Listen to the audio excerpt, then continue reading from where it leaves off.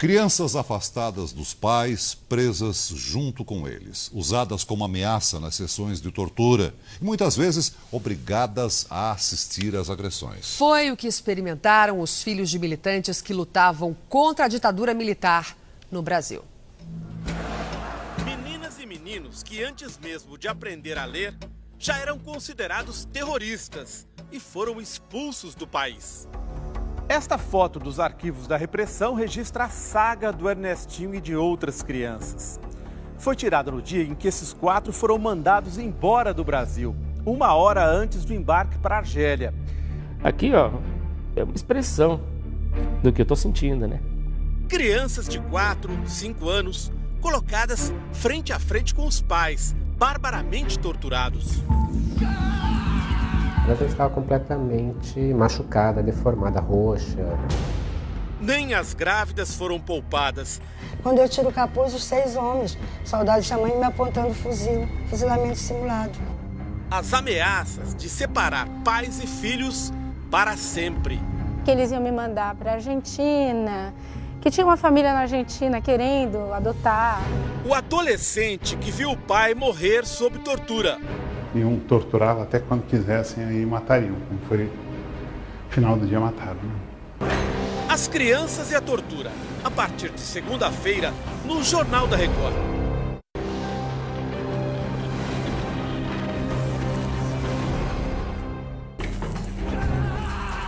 As cenas são de ficção. Foram interpretadas por atores e reproduzidas em estúdios de cinema, a partir de relatos como este.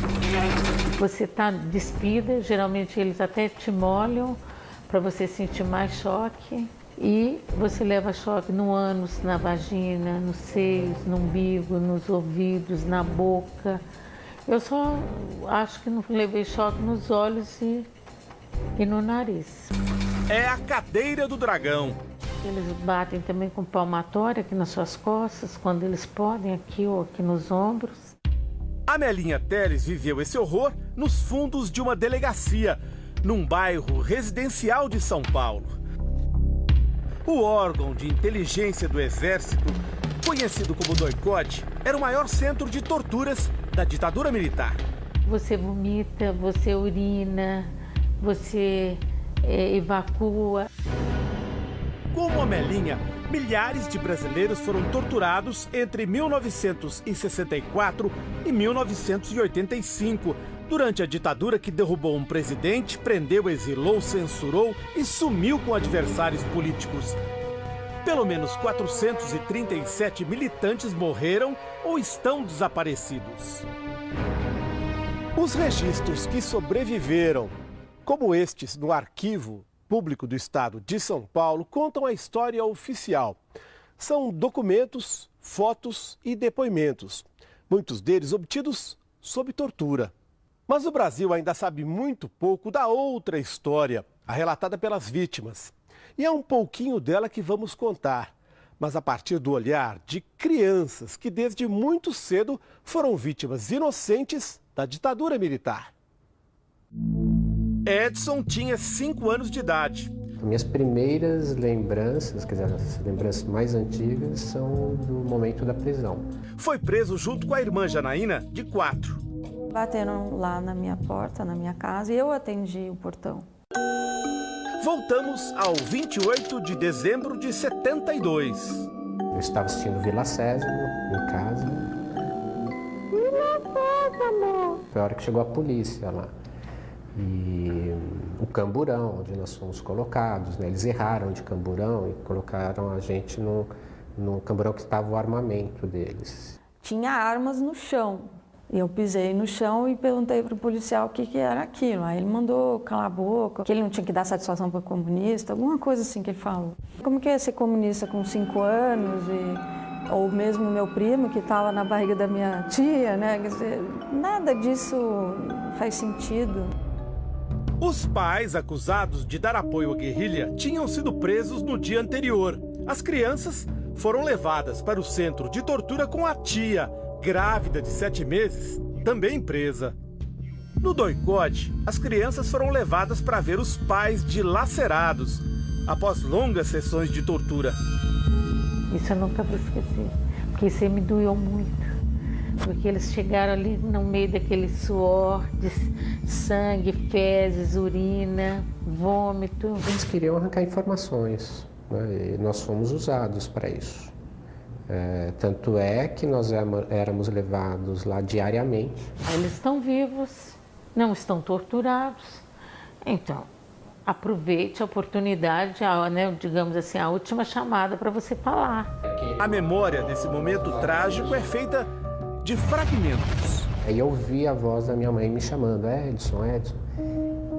Bom, eu reconheci na hora a voz. E quando eu olhei para trás, eu não reconheci a pessoa, porque ela já estava completamente machucada, deformada, roxa.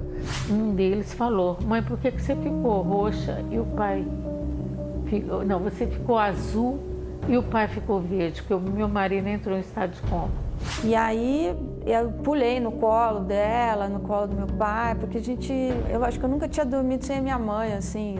Queria me abraçar, mas eu não tinha nem como abraçar, né? Porque eu estava amarrada e muito suja. Então, aquela cena ficou marcada, né? Como é que este corpo, que eu não conheço e não reconheço, tem a voz aconchegante e familiar da minha mãe, né?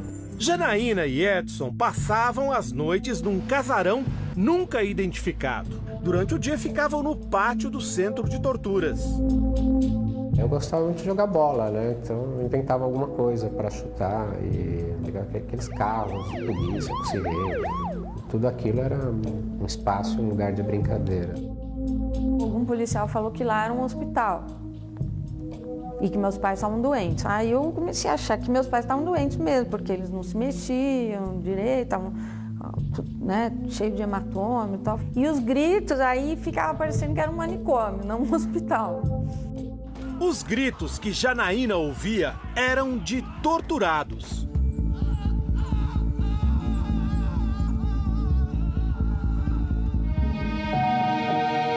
Aos 5 anos de idade, Camila e o irmão viram os pais serem levados embora de casa pela polícia política. Eles foram torturados na cadeira do Dragão e no pau de arara. A bonequinha sob tortura é uma criação de Camila para lidar com as memórias de criança. Eu fazia bonecos para festa de aniversário, fazia boneco para a porta de maternidade. E um dia eu me dei conta que aquilo não era a minha história. Era bonito de ver, mas não era o que eu tinha para recordar do meu passado.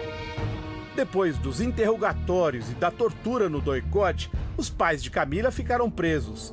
Ele 1 ano e meio, ela 1 ano no presídio Tiradentes, em São Paulo.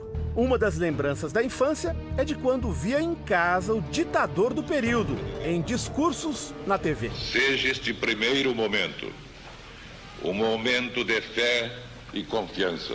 Eu me agachava do lado da televisão e ficava, presidente, presidente, solta meu pai, solta meu pai, solta minha mãe, solta minha mãe. E confiança comum na causa da justiça, do progresso e da paz. Hoje, Camila recria o pesadelo em linguagem de conto de fadas. Está escrevendo um livro com as memórias de quando visitava os pais no presídio. É o reino onde ninguém sorri. Todas as imagens de tortura ou de prisão, na verdade, eu tento mostrar a tristeza e como a pessoa desabava com a tortura. Eles eram destruídos.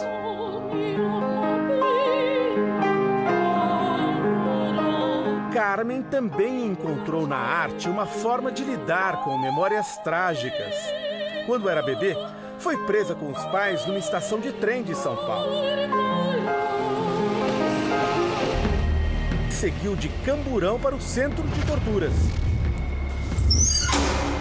A grande tortura que eles sofreram foi saber que eu estava lá dentro e constantemente, assim, com ameaças de que eu ia ser deportada, sabe? Que eles iam me mandar para a Argentina, que tinha uma família na Argentina querendo adotar. Não há testemunhos sobre o que aconteceu com ela enquanto estava presa. O que eu tenho são flashes de memória de uma cena muito trágica, de um momento de muito pânico, gritaria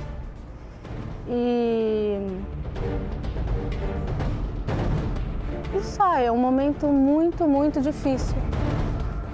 Mas alguma coisa ficou registrada no subconsciente de Carmen.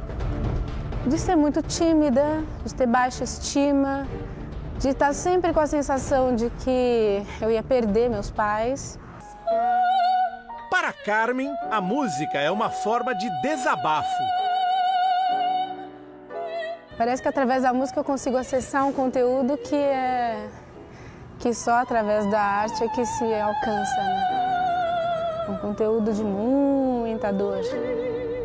A tortura não passa, não. A tortura é uma ferida aberta que atinge diretamente aquelas pessoas que sofreram, né, a ação dos torturadores, mas talvez esse sofrimento nosso se estenda para a sociedade, o que é mais preocupante ainda, né? Janaína é historiadora e agora se dedica a explicar o período que deixou traumatizada uma geração de brasileiros. Aos 8 anos de idade, sem saber, ela já fazia um registro da história. Escreveu um poema presente para o pai, que estava preso, com o título Dói Gostar dos Outros. Preste atenção. Dói o peito chorar, dói os seus olhos chorarem, dói nós viver. Dói ver os outros chorarem, dói a natureza chorar, dói gostar dos outros. Vamos passear nas veredas no alto. Joaquim Seixas foi torturado até a morte. Ele e o filho Ivan foram presos juntos. Ivan tinha 16 anos de idade. Machuca ver essa foto, né? Mas eu acho que é um dever nosso, meu, de mostrar essa foto. Você olha e você vê, essa pessoa foi muito torturada, está com o olho fechado, com hematoma muito pesado, a cabeça está muito inchada. Então ali você vê o que é tortura, né? E aí não adianta você dizer que talvez tenha sido torturado, ali foi torturado. Voltamos ao centro de torturas para onde Ivan, o pai, a mãe e as irmãs foram levados. Vieram com os carros, pararam aqui? Nesse pátio, né? E eles, na hora que tiraram do carro, começaram o espancamento. A adolescência, marcada pela tortura. Onde é que morreu seu pai? Meu pai morreu ali, aquela salinha ali, aquele vitrô. Primeiro ou segundo andar? No segundo andar. Segundo andar. Essa escada é uma escada que marca a cabeça de todo mundo que passou por tortura aqui na UBAN, né? Então, você subia e lá no segundo andar era torturado. No primeiro andar era depois a fase de interrogatório, né, em que as pessoas eram perguntadas. Se tivesse alguma contradição, ia imediatamente para o pau de arara. Aqui era a sala da cadeira do dragão. Cadeira do dragão. Uma espécie de cadeira elétrica com assento revestido de zinco. Os presos ficam nus, amarrados à cadeira por correias nos pulsos e com as pernas empurradas para trás por uma travessa de madeira. Os fios são distribuídos principalmente pelos dedos dos pés e das mãos. Quando o aparelho é ligado, os choques atingem todo o corpo. Aqui é que você viu seu pai?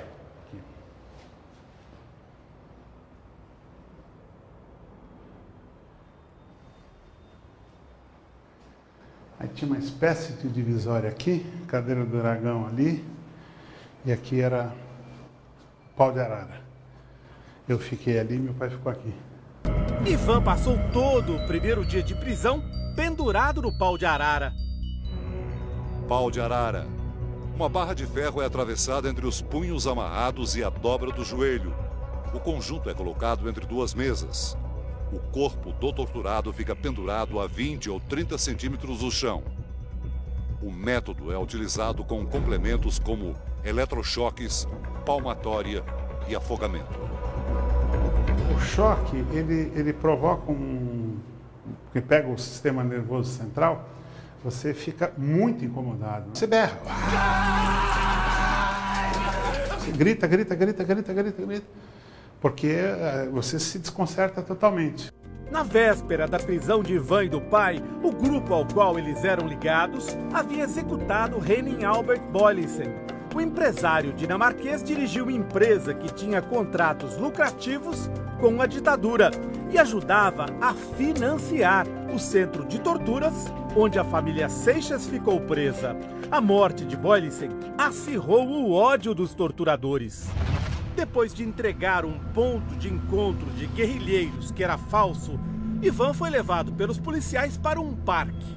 Quando chegou nessa região de São Paulo, o Ivan estava certo de que ia morrer, né, Ivan? Com certeza, porque eles estavam dizendo que iam me fuzilar. Eles chegaram a simular, como é que foi aqui? Me deram uma coronhada, eu caí no chão, aí começaram a fuzilar em volta do meu corpo, atiravam principalmente em volta da cabeça, né? E depois davam tiros com pistola do lado. É só a cabeça? É, do lado, que é assim, né? E é um barulho ensurdecedor no ouvido. Depois da simulação de fuzilamento, os policiais colocaram Ivan na viatura, pararam numa padaria para tomar café. 40 anos depois, tentamos localizar a esquina onde ficava uma banca de jornais. Algo assim, pode até ser essa daqui, né? Aqui o Ivan imagina que seja um lugar onde ele viu uma manchete chocante. A manchete dizia o quê, Ivan? Morre terrorista, assassino, acho que industrial, uma coisa. Tinha foto do seu pai? Tinha foto do meu pai. Eu pensei, meu pai morreu, mataram meu pai e o próximo sou eu. Foi a ideia que me passou pela cabeça.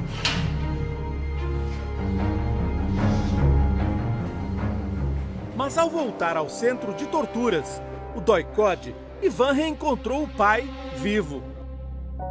E eu olhei aqui para dentro, meu pai estava com a cabeça pendida assim, e eu vi que ele estava aqui, né? Na cadeira do dragão? Na cadeira do dragão. Já tinham noticiado a morte dele, ele ainda estava vivo ainda. Só iam torturá-lo até quando quisessem, aí matariam. Como foi no final do dia, mataram. Foi a última vez que você ouviu? Sim, foi a última vez que eu vi meu pai.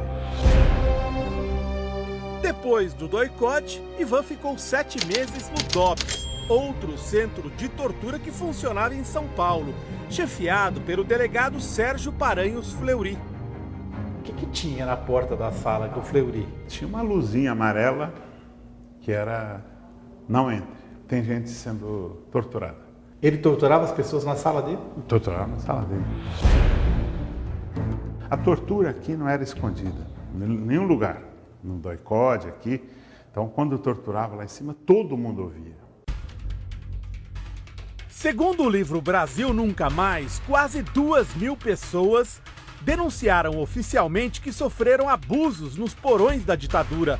Elas relataram 310 formas de tortura, de apertar partes do corpo com alicate a enterrar vivo ou fazer ameaças com ratazanas. As denúncias mais comuns foram de choques elétricos. Ivan ficou preso dos 16 aos 22 anos de idade. Eu não me sinto prejudicado com a minha adolescência e tal, porque eu escolhi a militância, né, e na luta armada, etc. E tal. Então, eu acho que eu fiz o que eu tinha que fazer. Para Ivan, mais que denunciar a tortura, é preciso criar espaços como o Memorial da Resistência, que funciona onde era o DOPS, a polícia política. Uma forma de contar aos jovens o que aconteceu nos porões da ditadura militar. É como se fosse aquele território que a gente, na guerra, conquista do inimigo, aí você crava a bandeira. Isso aqui é nosso, é da sociedade, isso não é deles.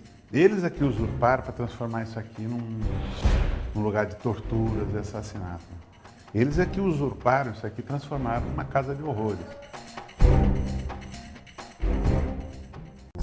A imagem do menino de pijama de florzinhas, carimbada por um órgão da repressão. Ernestinho tinha 2 anos e 3 meses de idade. Pela ficha, era um terrorista. Foi preso com a mãe, Jovelina, nos anos de chumbo da ditadura militar. E levado para o centro de torturas, mais temido da época. Me levam pro banco, meu pai tá no pau de arara e me põe na frente do meu pai, né? E aí eu reajo também. Falo, não, bate no meu pai e tal, né? O pai, Manuel, preso no mesmo dia, já tinha passado por várias sessões de tortura. O Manuel veio com as mãos amarradas e já não ficava mais de pé, ele veio se arrastando. Aí ele pulou do meu... Aí outro ponto que eu não aguento. Ele pulou do meu colo assim e passava a mão. Não bate no meu paizinho, não bate no meu paizinho. Falava pro torturador. Daí levaram o Manuel, daí um pouco levaram ele também. Manuel tinha 23 anos de idade e diz que Ernestinho foi usado muitas vezes para pressioná-lo a entregar os companheiros. Então ele foi ver o Ernesto, assim, aproximadamente 1 metro, 2 metros, e simulavam muito espancamento. Aí depois sumiram com o Ernestinho. Esta foto dos arquivos da repressão registra a saga do Ernestinho e de outras crianças. Foi tirada no dia em que esses 4 foram mandados embora do Brasil, 1 hora antes do embarque para a Argélia. Esse aqui é o Samuel, de 8 anos de idade, irmão do Luiz Carlos, de 6, primo do menorzinho, que é o Ernesto, e irmão da Zuleide, de 4 anos, essa que está com a boneca. O ato institucional número 13 permitiu que eles fossem banidos, ou seja, que perdessem a cidadania brasileira com o argumento de que eram inconvenientes, nocivos ou perigosos à segurança nacional. O Ernestinho estava, então, com apenas 2 anos e 3 meses de idade. Aqui, ó, é uma expressão do que eu estou sentindo, né? É uma expressão, claro, do que eu estou sentindo. Se você pegar os depoimentos da minha família, uma criança tão viva, né? Tão viva, tão falante, né? E vem essa expressão. Eu acho assim um absurdo, Desumano. Desumano, com certeza, com certeza. Criança, terrorista, mas a gente nem sabia o que estava acontecendo direito. As crianças estavam com a avó, Tercina Dias de Oliveira, militante da Vanguarda Popular Revolucionária, a VPR, pessoa de confiança do principal líder da organização, Carlos Lamarca. Era o auge do regime de terror. A guerrilha sequestrou o embaixador alemão von Holleben em junho de 1970. O diplomata foi trocado por 40 presos políticos, entre eles Tercina, que exigiu sair do Brasil com os netos que estavam presos e com Ernestinho. Essa criança que você vai ver aqui, você vai me ver, se você pegar fotos mesmo em Cuba, por muitos anos assim. Entre a prisão e o embarque se passaram 30 dias. Até hoje, ninguém sabe onde ele ficou nesse período. Ele já veio da onde ele veio, com outra roupa, o cabelo todo cortadinho. A Zuleide também veio, a Zuleide tinha o cabelo comprido, todo cacheado. Bem cortado? Bem cortado. Eu lembro de uma mulher fazendo uma trança no meu cabelo. Lembro de outra parada assim do lado, assim em pé, e falando assim: você me dá essa trança que eu quero fazer uma peruca. Minha avó falou que eu fiquei doente, que eu fiquei com febre, entendeu? Por causa dos meus cabelos. Isso para uma criança é uma tortura. Os pais contam que no centro de torturas foram pressionados a entregar Ernestinho para a adoção. Aí um desses torturadores, que eu também não me lembro o nome dele, levou a gente para uma sala e sentou nós dois no sofá e falou se a gente queria dar o Ernesto para ele adotar, que ele não tinha filho e que jamais na vida ele pensou que terrorista teria um filho tão bonito como era o menino. 6 meses depois que Ernesto foi embora, foi a vez de Manuel e Jovelina saírem do Brasil. Eles foram libertados em troca da vida de outro diplomata sequestrado pela guerrilha, o embaixador suíço Giovanni Bucher. Antes de embarcar, os presos passaram por mais uma humilhação. As fotos deles nus foram tiradas na sede da polícia política. Eles queriam tirar minha foto nua, meu marido não me deixou. Aí no outro dia me levaram, sozinha.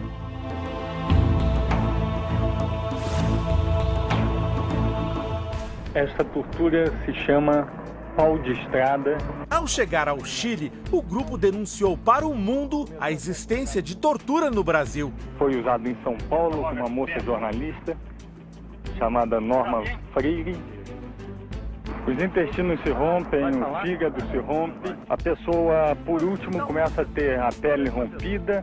Neste documentário, produzido por cineastas norte-americanos, os ex-presos políticos encenaram como eram torturados nos porões da ditadura. Agora, quando a pessoa está em pau de arara, Manuel e Jovelina denunciaram o uso do filho Ernestinho como instrumento de coação. E é onde este filho assistiu parte da tortura. O garoto ficou em estado muito revoltoso, onde protestou também contra a polícia. Eu cheguei, fui torturada, meu filho foi torturado, não posso falar do filho. Por quê? Não posso falar da criança. Ela fica emocionada porque a criança passou muito mal. Mais de 40 anos se passaram e Jovelina continua com dificuldade para falar do assunto. Você sabe que a tortura é dura, eu vou gritar e vou espernear. Mas nossos filhos estão... Essa hora me dá... Falar das crianças é duro para mim. Os arquivos guardam imagens de outras crianças que caíram nos porões da ditadura. Tatiana tinha 8 anos de idade, Kátia 4 e Bruna 3. Foram presas com a mãe, Geni Cecília Piola.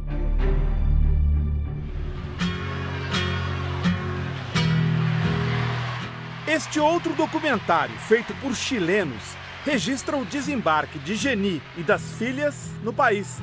A família vive até hoje fora do Brasil. Vem, vamos embora, que esperar não é saber. Quem sabe faz a hora, não espera acontecer. Ernesto passou toda a infância e a adolescência em Cuba. Nos primeiros anos de exílio, Ernestinho era uma criança diferente. Espera acontecer. Sua primeira memória é mais difícil. É em Cuba? É. Tem meus pais entrando em casa e eu correndo e me enfiando debaixo da cama. E com medo. Eu me enfiava, sempre que entrava gente em casa, eu corria e me enfiava debaixo da cama.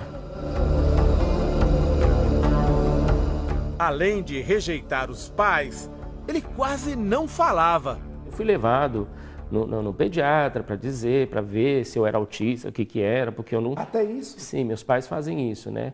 Mas eu tinha uma inteligência normal, como você estava vendo minhas notas. 9, 9, 9, 10, 10, 10. Ernesto, o mais jovem subversivo fichado no país, hoje é um especialista em tecnologia de informação, mas teve dificuldades em voltar a ser cidadão brasileiro. Perdi todos os meus direitos civis. Perdi o direito de estudar minha língua, perdi o direito de frequentar a escola. Quer dizer, além de eu não poder estudar aqui, nem me dão o direito de reconhecer meu diploma aqui. Não, meu conhecimento que eu perdi em Cuba não vale. Foi só no ano passado. Só o ano passado que reconheceram, né, meu diploma. Além disso, Ernesto enfrentou o preconceito. A gente vive um exílio branco, né? Quer dizer, você tem que se coibir, não pode falar. Se eu falar que sou de Cuba, você é reacionário e começa a discussão.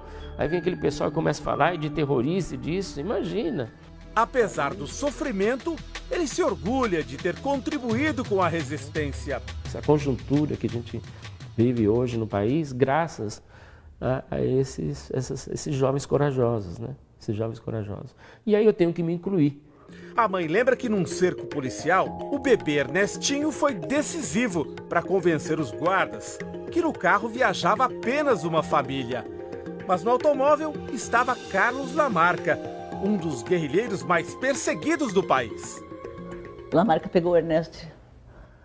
Jô, não deixe esse menino sofrer. Nunca na vida ele salvou a minha vida, ele salvou a nossa vida. Esse menino foi que nos salvou, sabe? E as lágrimas corriam do Lamarca. Isso me marcou muito. O que eu pude fazer para não deixar ele sofrer, eu fiz, né? Mas o mundo está aí, né?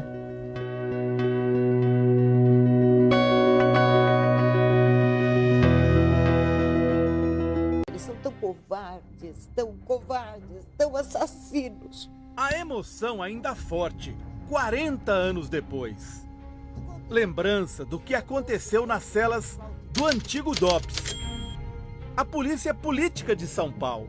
Eles me debruçavam na mesa, nua.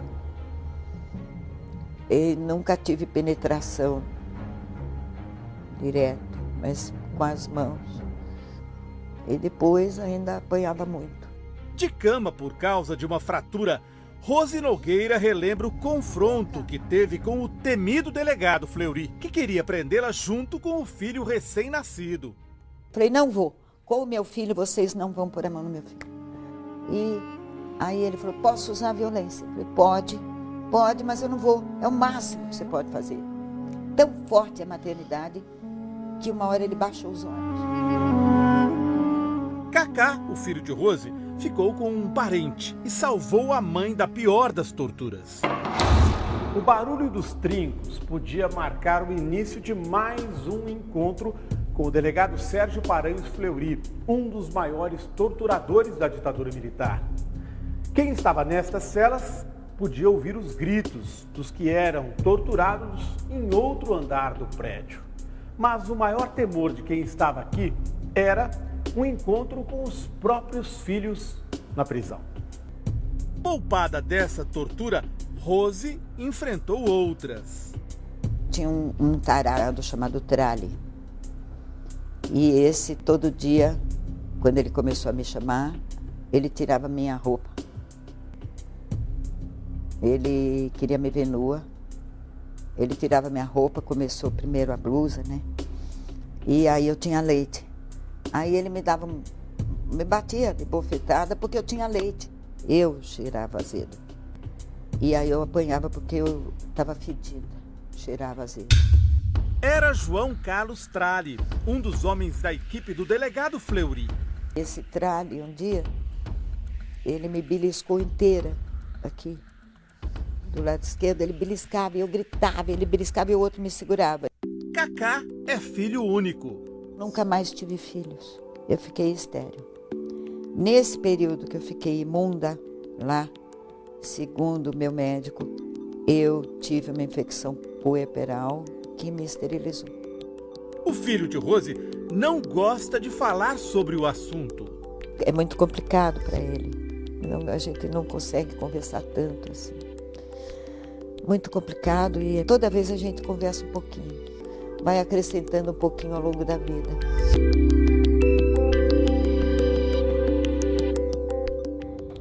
Crimeia foi presa aos 7 meses de gravidez. O barulho das chaves, que o carcereiro agitava quando vinha retirar a mãe da cela, deixava o bebê nervoso.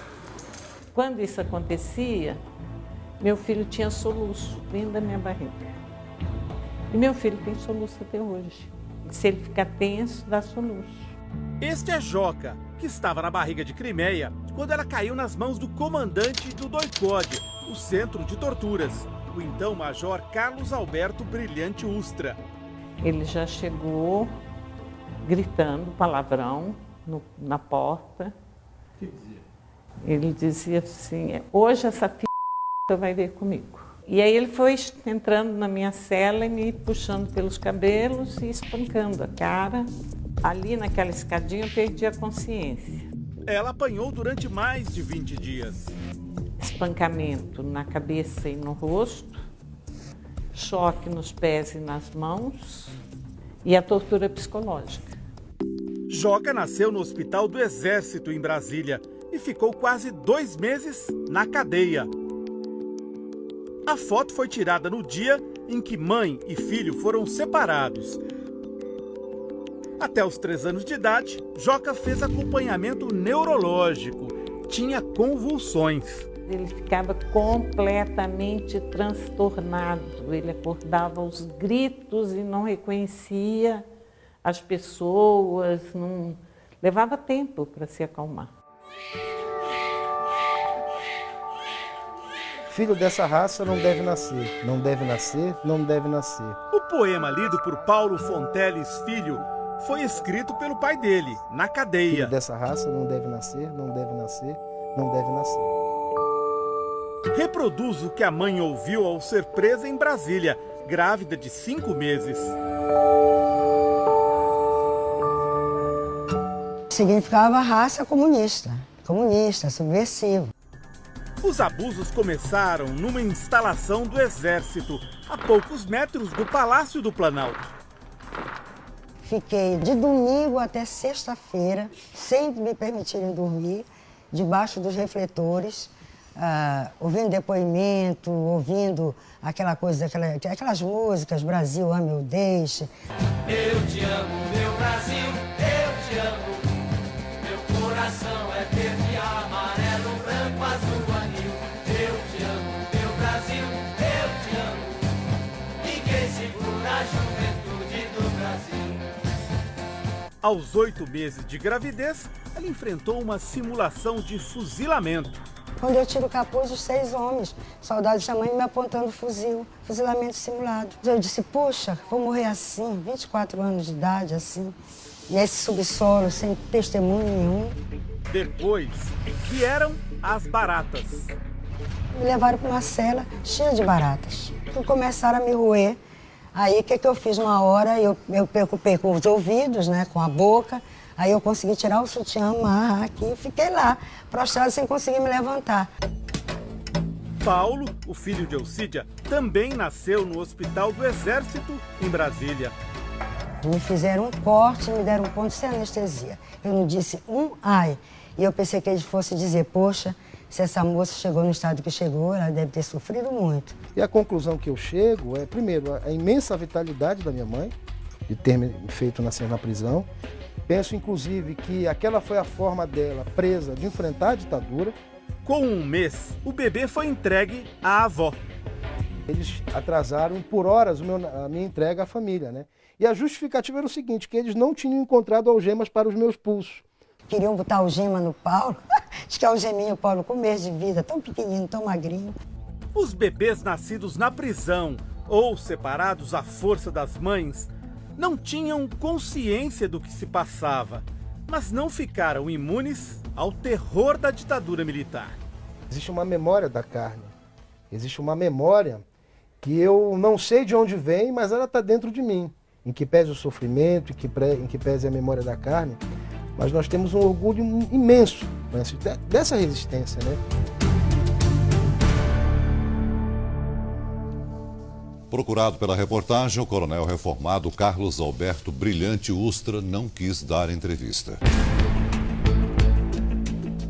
De repente, o sumiço. A última vez que eu vi meu pai foi em abril de 71. Eu tinha 4 para 5 anos.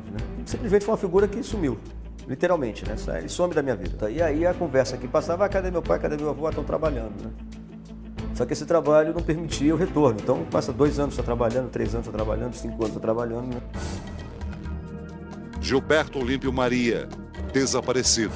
Integrante da guerrilha do Araguaia.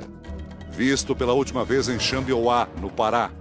Provavelmente morto no massacre do Natal de 1973. Deixou um filho. O desaparecimento do pai também causa angústia em Virgílio. Vivemos a infância inteira esperando ele chegar um dia. Virgílio Gomes da Silva, militante da Aliança Libertadora Nacional, morto depois de 12 horas de prisão. Pelo laudo oficial, teve escoriações em todo o corpo, hematomas intensos, afundamento do osso frontal e fratura de 3 costelas. Segundo os legistas, a morte não foi causada por tortura. Deixou 4 filhos.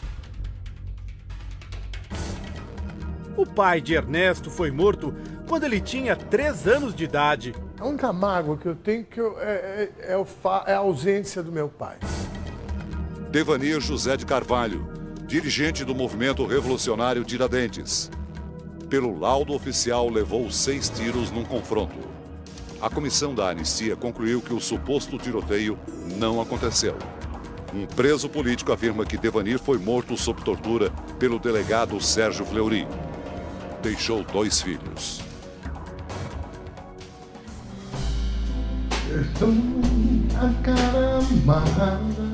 Hoje Ernesto canta as músicas daquele período. A falta de abraço após a morte do meu pai, a organização arrumou um aparelho para a gente ficar escondido. E depois de uns 10, 15 dias, eles descobriram, e aí saiu um tiroteio, morreu mais gente, né? E aí a gente acabou todo mundo indo para o DOPS, né? E minha mãe ficou 30 dias lá. A memória é vaga. A minha memória, às vezes, ela fica um pouco confusa, porque tem muita coisa que eu ouvi da minha mãe. Então, às vezes, eu não sei se eu me lembro, ou se eu me lembro que ela me contou essa história. Tem uma história muito carregada. Mas um sinal de que algo grave tinha acontecido, ele percebeu. A gente chegou na Operação Bandeirantes e quando a gente entrou, tinha um policial vestindo a jaqueta do meu pai. Então, isso é um... Ernesto, o irmão e a mãe viveram 8 anos no exílio. A música, ela teve um significado para todas as pessoas que sofreram a violência do Estado nessa época, e talvez mais as que ficaram exiladas, longe do país, né? E o que nos ligava ao Brasil era a música. Apesar de você, amanhã há de ser outro dia. 40 anos depois, Igor volta ao sobrado onde passou a infância em São Paulo. O quartinho ainda existe. Ela deu uma mexida, mas tá lá. O menino não sabia, mas era uma base clandestina do Partido Comunista do Brasil, o PCdoB. Os coleguinhas de escola não podiam subir para o 2º andar, onde ficava o arquivo secreto do partido. E eu achava muito estranho por que não podia subir, né? Até subiam quando eu conseguia dar uma... vamos lá em cima. Aí quando eu era descoberto com um amigo lá em cima, era devidamente repreendido, né? A grande surpresa veio aos 13 anos de idade. Lendo uma revista, descobriu a verdadeira identidade de um homem que visitava o sobrado e que Igor chamava de tio José. Esse aqui é meu tio José, que era como João Amazonas me era apresentado, né? Você olhou e falou, esse é meu tio. Meu tio, né? O que ele está fazendo dirigindo o PCdoB? Aí eu chamo Vitória, minha mãe, né? Aí foi ter uma conversa, né? Na conversa, o menino ficou sabendo que o pai e o avô tinham morrido na guerrilha do Araguaia. Descobriu também sua verdadeira identidade. E aí um belo dia, seu nome é Jorge, Igor é seu apelido porque é bonitinho, não sei o quê. Você achava que o seu nome era qual? Jorge Freitas, né? Que era o nome, era o Jorge. Os filhos de Hilda ficaram órfãos de pai um dia antes de serem presos com ela. Aí, quando eu caí presa, caiu eu, as crianças e o Cirilo. Levaram a gente pro DOPS. Virgílio e o irmão foram levados para o juizado de menores, junto com Maria Isabel, a menorzinha, de apenas 4 meses de idade. Que eles davam a mamadeira para ela e jogavam lá e pronto. Ela, 4 meses, ela não segurava a mamadeira ainda. E não era acostumada com mamadeira. E íamos debaixo do berço dela e deitava. Aí de tempo em tempo ele acordava para pegar a mamadeira para dar a mamadeira para ela. Apesar da ajuda dos irmãos, a menina ficou desidratada e quase morreu. Ficou 1 mês no hospital. A família só conseguiu retirá-los do juizado de menores 2 meses depois da prisão. Aqui ficava o presídio Tiradentes. O prédio foi demolido, só sobrou este pórtico. Sobraram também histórias impressionantes como a de Hilda. Ela passou 4 meses aqui, isolada, sem direito a visitas. Mas deu um jeito de driblar a repressão. Hilda descobriu uma fresta na janela da cela, através da qual conseguia ver uma esquina da cidade. Pediu a alguém da família que levasse as crianças até lá. Vamos ver a tua mãe. Vamos ver minha mãe. Todo mundo feliz, né? Vamos ver minha mãe. Então eu pegava um jornal, enrolei o jornal e enfiava o jornal nas grades e balançava. Para eles verem que eu estava lá, vendo eles. Aí de repente, no susto, ela fala, agora, dá tchau. Mas dá tchau pra onde? Ah lá, você não tá vendo aquele jornalzinho abanando? É tua mãe. Os documentos oficiais sobre a morte do marido dela ficaram escondidos nos arquivos da polícia política, com uma anotação para que não fossem divulgados. Hilda sabe que o marido foi enterrado como indigente em um cemitério de São Paulo. O corpo nunca foi encontrado. Nas crianças, o vazio foi preenchido pelos ecos da presença do pai. Para mim, ele continua vivo. continua vivo em toda a reviravolta que deu a história, em tudo que se tornou. Não são tanques na rua, que não são... Então, nisso ele está vivo. Porém, dentro de casa falta.